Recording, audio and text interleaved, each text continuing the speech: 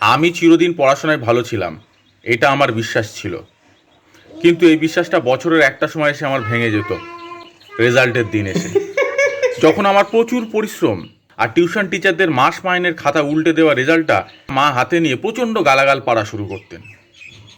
মাকে কোনোভাবেই বুঝিয়ে পারতাম না যে অন্ধকারের পরই আলো থাকে, খারাপের পরই ভালো থাকে। মা আমাকে বলতো, আর কত খারাপ থাকবে, 5 বছর ধরে খারাপই তো চলছে। গত 5 বছরের এভারেজ গড় রেজাল্ট হচ্ছে 35, তার মধ্যে 25-এর ওপরে কোনোদিন অঙ্কে নাম্বার ওঠেনি, আর কত খারাপ থাকবে। বাবা অবশ্য ভালো ছিল, মায়ের মতো তো গালাগাল করতো না। বাবা ছিল চরমপন্থী নীতির, উদুম কেলিয়ে 4-5খানা বেত আমার পিঠে ভেঙে ফেলতো। আমি সেই মুহূর্ত থেকে প্রতিজ্ঞা করতাম, এমন পরিস্থিতি যাতে আর কোনো দিন না হয় সেই ব্যবস্থা করব। সাইকেলের দোকানে কাজ নিয়ে নেবো, কিন্তু স্কুল মুখ আর কোনো দিন হব না।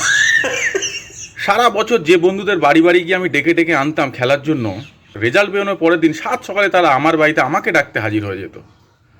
কাকিমা, সুদীপ তো বাড়িতে নেই। ও এই তো এখানে, কিরে রেজাল্ট কেমন হলো তোর? সেই বন্ধু বাড়ি থেকে বেরোতেই আমার জন্য দ্বিতীয় দিনের সেকেন্ড ডোজ শুরু হয়ে যেত। 3 ইডিয়টস সিনেমাটা তখন যদি আমার দেখা থাকতো, তাহলে দেওয়ালে কাঁচের ভাঙা বোতল দিয়ে আমি লিখে রাখতাম, 10 বছর পরে ফিরে আয়, দেখি কে কোথায় থাকিস তোরা, আর আমি কোথায় থাকি।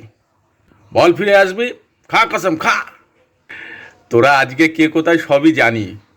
কেউ ব্যাংকে লোকের টাকা গুনিস, কেউ আবার প্লেনের ড্রাইভার।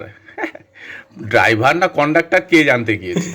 পারলে এসে দেখে যা, আমার সাইকেলের দোকানে 2জন কাজ করে, আমি আর হাবা রতন।